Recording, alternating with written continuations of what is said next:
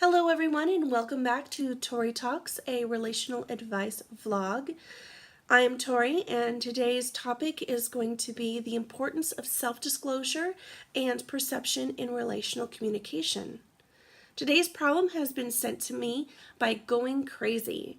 She describes a 2-week-long possible budding relationship between herself and a coworker. While they have been actively communicating daily over text message, Going Crazy feels like he may be dodging her attempts to finally meet face to face. Going Crazy's original question can be found in the comments. Now, let's start by talking about perception. Our perception isn't always right, but the more information or cues that we have to pull from or data, the more accurate our determination can be. There are 3 basic sub-processes involved with perception, and they're all working together simultaneously. We have selection, organization, and inferring. When we are in a discussion, we select the cues that we pay attention to. Right off the bat, we know that Going Crazy and her friend have limited their pool of cues by talking via text message.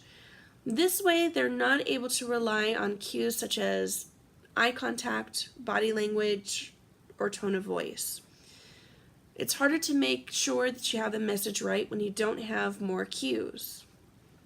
The gathered data is then organized into something that makes sense, and then you can draw conclusions or inferences.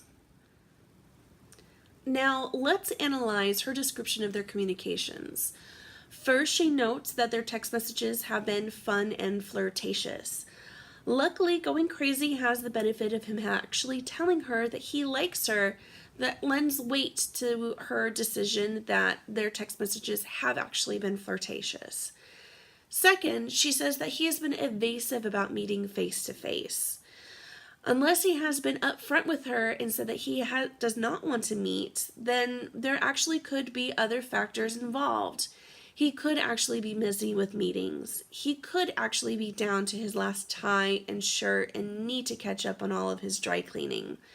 Again, without useful data that comes with physical communication, it's difficult to say if he's truly dodging her. What Going Crazy is doing is actually a natural part of perception. He is sending her a message and she has to create her own explanations. This is called attribution. Attribution is going to be based on internal and external factors. Internal factors include things such as a person's personality, character, or their disposition. External factors are going to be based on the situation the person finds themselves in. So, Going Crazy brings up the subject of meeting. He gives an excuse not to, and she concludes that he's evading her. I offer the possibility that he's in fact just busy.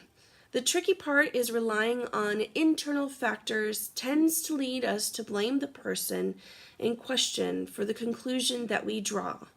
Like Going Crazy has concluded that her fellow is making the decision to evade her. This lean toward one factor over another is called fundamental attribution error. It is important to remember that all of our decisions are based on both internal and external factors.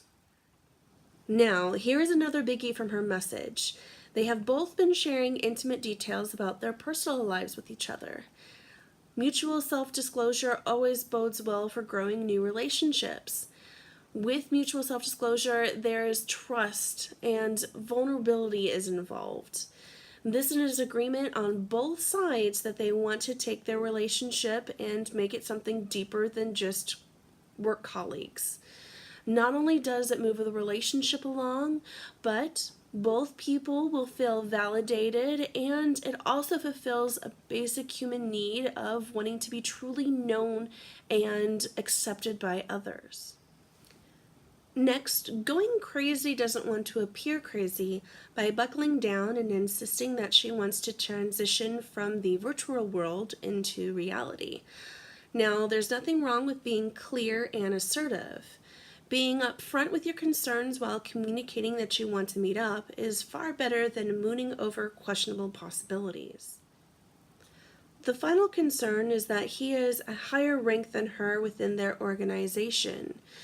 The good thing is that he is not her direct supervisor, nor does he work in the same building.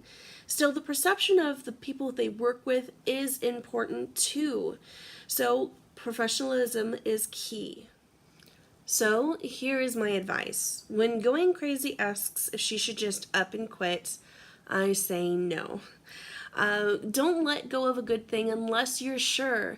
You two are already disclosing information about each other, so it's time to disclose that you really want to meet, but you're worried that he isn't ready. That way, not only do you state your wishes, but you also give him a chance to know what's in your head and to respond directly. Then, once you two have decided to get together, it's probably time to disclose your relationship to human resources. Professionalism is always key when it comes to the workplace, so keep that in mind. You may want to be able to continue to support each other when your relationship grows. So, a few key points for today. Self-disclosure can really help a relationship grow deeper, especially in this case. And perspective really matters, not only to the people within the relationship, but also people outside. But in this case, you really need to have a larger pool of cues or data in order to know that you two are really on the same page. Being direct can help a lot. Remember to leave your comments and especially your questions with me, and I look forward to seeing you next time. Thank you.